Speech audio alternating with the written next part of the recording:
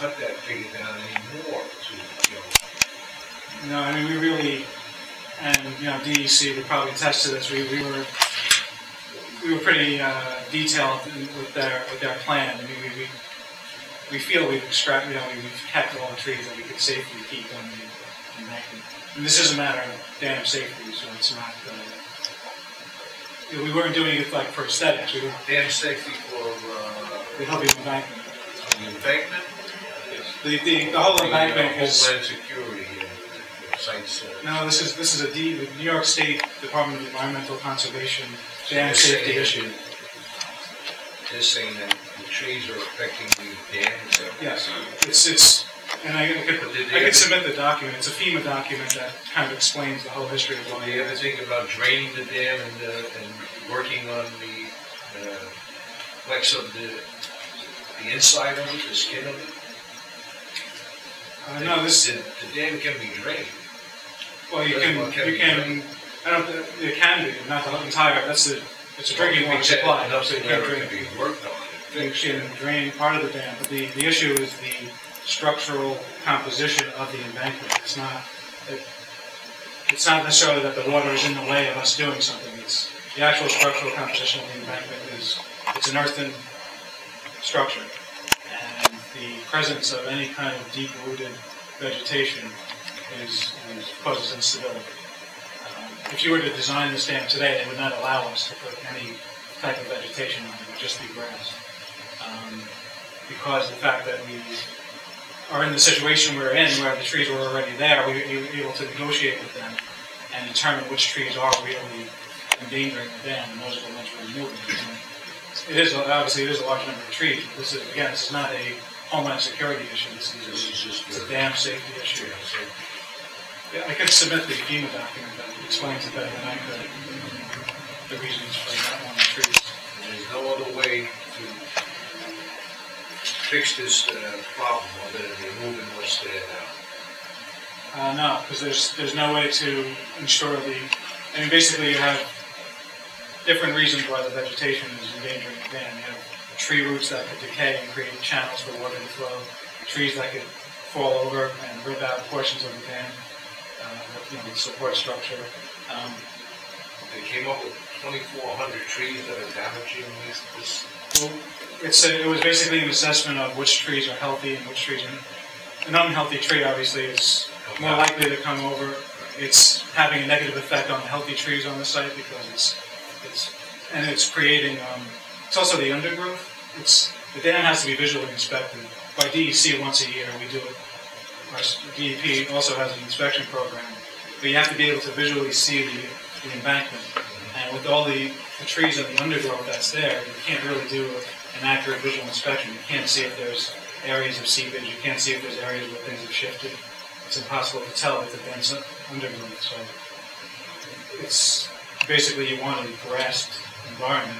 What we're doing with leaving the trees is the trees we're leaving are fairly well spaced so that it's not obscuring our view, and then they're not in areas where it's endangering. By removing this, would this also improve the leakage that's coming out on Hillview? Well, that is, we've brought that up at previous meetings, and that's an issue we're looking at. It's going to be part of our suite. When we submit the suite, that will be addressed in the pollution prevention.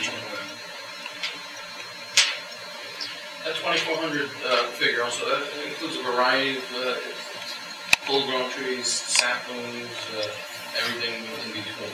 Yeah, it's 4 inches in diameter and greater.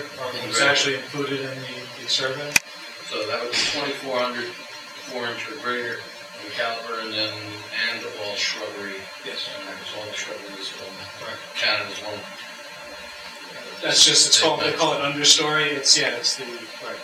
And that's what we talked about regarding replanting with different types of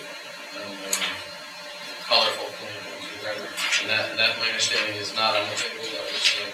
No, we actually developed a plan and I submitted it to DEC and they're reviewing it. They haven't responded yet, but we basically tried to keep to what we feel are still within the guidelines. I mean, the guidelines are that there should be no vegetation. But the way close to the guidelines as possible. Right. So doesn't get maintenance is not an issue, and then it's not likely to overgrow to a point where it's going to be either blocking views or becoming a danger to earth and dam. So we're discussing this with DEC now. So that's still on the table with them. It's just nothing that you can present to us about. I guess we discussed at the previous meeting the types of plantings that we might be able to do, but yeah, until we get a real discussion with DEC, it's probably. All right. Well, hopefully you have something more concrete in those areas within the next 2 weeks. Joe, could you just kind of briefly go over some of the projects, upcoming projects? It looks like you have an aggressive program.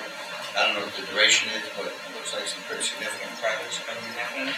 Yeah, so over the next 10 years, basically, there's projects scheduled. The guardhouse project is obviously next. After that, we have the monitoring building, 30,000 square feet. That's towards the south end of the site. Right now, the schedule of that is not definite. The next most likely project is actually work that's being done within the chambers, the existing uptake and downstate chambers on the site. We're doing improvements within those chambers. Plumbing addition facility? That was one that we actually presented that a while ago, and because of regulation changes, we're now revisiting the structure, but that was between, if you're on Hillview Avenue, it's between Aqueduct and Harding, at the top of the embankment. You know what would be useful, Richard? The plan that was submitted when we were here 2 years ago, if you could get us a couple of 7 copies of that, we'll distribute that. When BEP came to the city at the beginning of this sort of grand project, they had all of the upcoming projects and by 10 years listed on that, so you can see where we're helpful. Yeah, it sounds like, these are 200-foot buildings, 30,000 square foot buildings. The chamber of reconstruction, I guess that's within. That's within the existing chambers. And what about, could you just explain to us what the Hillview cover? We are currently under an administrative order from the New York State Department of Health. It's based on an EPA, Environmental Protection Agency regulation that state DOH is enforcing that requires us to cover the reservoir. It's a water quality. In what sense cover? Literally concrete cover the entire surface. Not a dome, it'll be flat. This is the current, what we currently have in our administrative order to construct is a concrete building. What's the timing of that? It would be done basin by basin. Each basin would take approximately 2.5 years, 3 years. And that is a project that should that come up on the officially on the board, it's in your long-term CIP.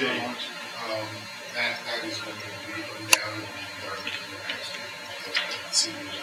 The $1 billion project.